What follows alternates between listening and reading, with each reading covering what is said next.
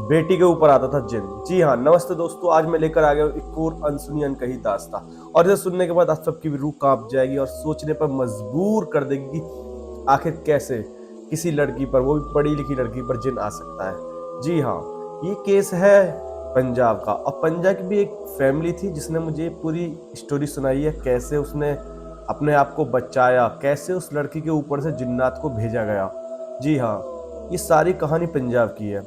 और ये मेरे एक सब्सक्राइबर ने मुझे सुनाई है, जिनकी ये खुद की कहानी है। उन्होंने बताया कि मुझे कि मैं एक लड़की हूँ और मैं काफ़ी अच्छी पढ़ी लिखी लड़की थी। मेरे परिवार में मेरे पापा थे, मम्मी थी, दादा थे, दादी थी, मेरा एक छोटा भाई था और चाचा चाची भी थे। हमारी काफ़ी बड़ी फैमिली थी और हम सारे वहीं रहा करते थे, पंजाब में ही। पर जैसे ही मैं कॉलेज में आई तो मुझे बाहर एडमिशन लेना पड़ा, जिसके कारण मुझे अपना सारा लगेज वगेज लेकर हॉस्टल में रहना पड़ा। कुछ टाइम बीता ही था कि मैं महसूस करने लगी कि मेरे को कुछ अजीब सी परछाइयाँ दिखती हैं। मतलब उस समय मेरे समझ में नहीं आया कि आखिर ये क्या हो रहा है, क्यों दिख रही है, कैसे दिख रही है, क्योंकि मैं तो इग्नोर कर देती थी कि अरे चलो होगा, सपना होगा एंड ऑल। पर मुझे नहीं पता था कि मेरी जो रूम पार्टनर है वो ब्लैक मैजिक करती है और उसने ये अपना ब्लैक मैजिक मेरे ऊपर कर दिया है। जी हाँ, ये बात जो मैं बताने जा रहा हूँ ये आपकी रूह को दहला देने के लिए काफी रहेगी।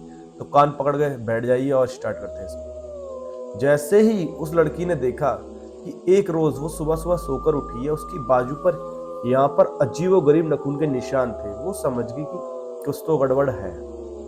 वो 2-4 दिन की छुट्टी लेके अपने घर आ गई।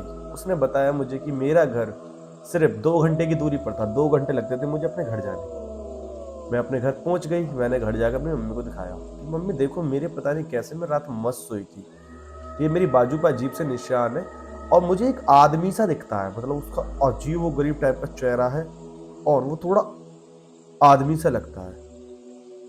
वो समझ नहीं पाई कि आखिर ये क्या कह रही है मेरी बेटी। वो कहती है अरे तू पागल वागल है, कैसी बातें कर रही है, तू पढ़ी लिखी हो के।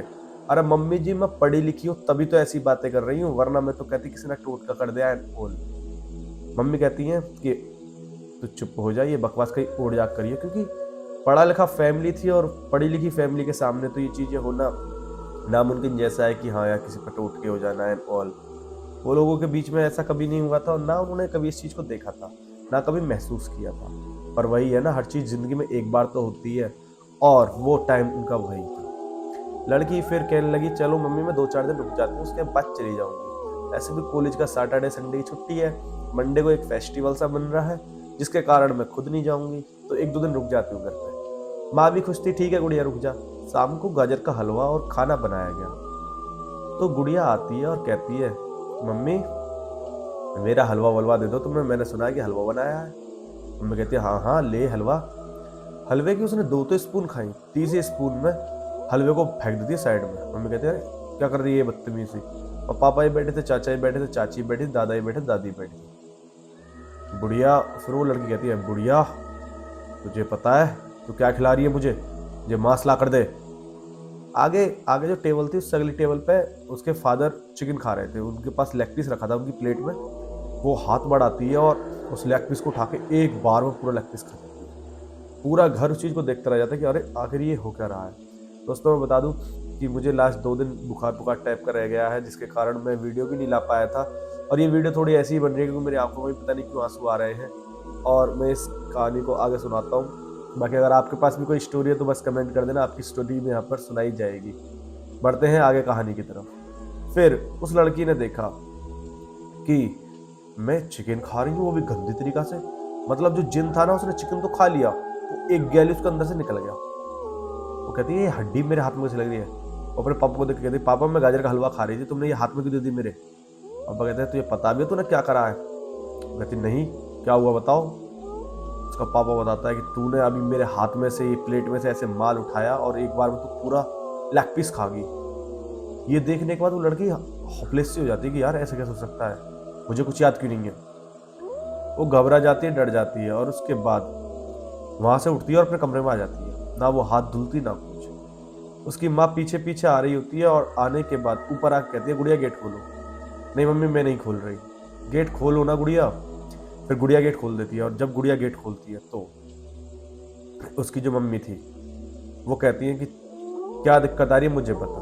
गुड़िया कहती है तुम्हें नहीं पता, मैंने तुम्हें पहले ही बताया था, मुझे एक इंसान दिखता है, अजीब गरीब ख्याल आते हैं और मेरे निशान निशान भी हैं। फिर उसने अपनी शर्ट को पीछे से, मतलब टॉप को पीछे से उठा के दिखाया, उसकी कमर पर जो निशान थे, नखून के खुरंट आ रहे हैं और भाई अजीब गरीब। माँ देख के होपलेस सी हो गई, भागी भागी नीचे गई, उसके पापा को सब कुछ बताया, दादी को बताया, दादा को बताया। फिर ये केस बढ़ता गया। चाचा कहते हैं अरे तू फिक्र क्यों करती है, मेरा एक दोस्त है, उसके बाबा बाबा कुछ ऐसे ही है, जादू वादू करते हैं, मैं बुला के लाता हूँ। वो रात में ही चले गए, पर वो बुला के लेके आए 8:30 बजे। वो गेट में घुसते ही कहते हैं इस घर में किसी के ऊपर जिन्नात का वास है। ये कहते ही पूरा घर सहम सा जाता है, डर सा जाता है कि अरे ऐसे कैसे हो सकता है। कहते हैं तुम बताओ किसके ऊपर है। वो सीधा उंगली करते हैं तुम्हारी बेटी के ऊपर है। सब समझ जाते हैं कि इनको नॉलेज तो है। कहते हैं देखो जरा, जाकर ऊपर जाते हैं तो देखते हैं वो बेड पर खड़ी होती है सीधी, और उस अंकल को देखकर कहती है कुत्ते तू भी आ गया, अब तू भी मरेगा। वो कहता है मुझे मारेगा तू। हाथ में से कुछ निकालते हैं और भाई उसके ऊपर फेंक के मारते हैं, तुरंत बेहोश हो जाती है। एक धागा लेते हैं, उसको बांध देते हैं कि इस धागे को खुलने नहीं देना 21 दिनों तक। 21 दिन बाद इसकी क्रिया करी जाएगी, मैं आऊँगा खुद यहाँ करने, ना ये स्कूल जाए ना कॉलेज जाए, इस पर ध्यान रखना। 21 दिन तक उस लड़की को बड़ा काबू में रखा गया। 21वां दिन था, सुबह सुबह वो अंकल पहुँच गया। उसने बहुत सारा सामान लिखवाया और वो सामान 6000 का बैठा। दारू वारू क्या क्या थी चटने के लिए, सावित्री पावित्री, बहुत सारी चीज़ें थी। सारा सामान आ गया और आंगन में बैठ गए इस क्रिया को करने के लिए। जैसे वो क्रिया करने लगे, करते करते भाई क्रिया को, वो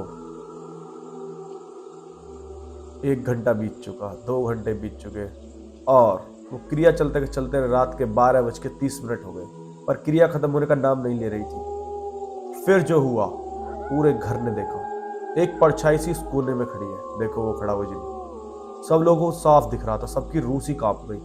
उसने कहा कि कोई यहाँ से नहीं उठेगा। उसने फिर पढ़ना शुरू करा और पढ़ता गया पढ़ता गया पढ़ता गया। एक छोटी सी डिब्बी ले ली, उसका ढक्कन खोल दिया। वो सब लोगों ने उठ के आते हुए देखा और उस डिब्बी में घुस गया। ढक्कन लगाया उसने। फिर घर वालों ने कहा कि चेक तो करो ये करा किसने है। फिर वो बैठ गए, उन्होंने चेक किया सब कुछ। उन्होंने बताया कि तुम्हारी लड़की जिस रूम पार्टनर के साथ रहती है, उस लड़की को ये काले जादू आते हैं, काली शक्तियों से मिलना आता है, और उसने ही अपना एक सैंपल इस लड़की के ऊपर चेक करा। घर वालों ने पूछा कि अरे ऐसा क्यों चेक करा, कोई तो वजह रही होगी। तुम्हारी लड़की अच्छे घराने से है, पैसा अच्छा खासा, शरीफ भी है। वो चाहती थी कि ये शरीफ ना रहे, क्योंकि अपनी लड़की से पूछो तुम्हारी लड़की के ज्यादा नंबर आते हैं कि वो रूम पार्टनर थी उसके ज्यादा। लड़की ने बताया मेरे ज्यादा नंबर आते हैं। एक नंबर के कारण एक अंकल की बेटी पर जिन्न छोड़ देना सही तो नहीं होगा, पर वही है ना। फिर उसके बाद उस लड़की ने हॉस्टल चेंज कर दिया, अपने जो कपड़े थे वो सारे गरीबदार में दे दिए जो हॉस्टल में थे, क्योंकि उस बाबा ने बता दिया था कि सब पर उसने अपनी क्रिया कर दी है। उसके बाद आज का दिन और वो दिन है। उस जिन ने उस लड़की को कभी परेशान नहीं करा। और अगर आपके पास भी कोई कहानी है तो बस कमेंट कर दीजिए, यहाँ पर आपकी कहानी सुनाई जाएगी। और मुझे लगता है कि आप मुझे सपोर्ट जरूर करोगे, तो love you all and share.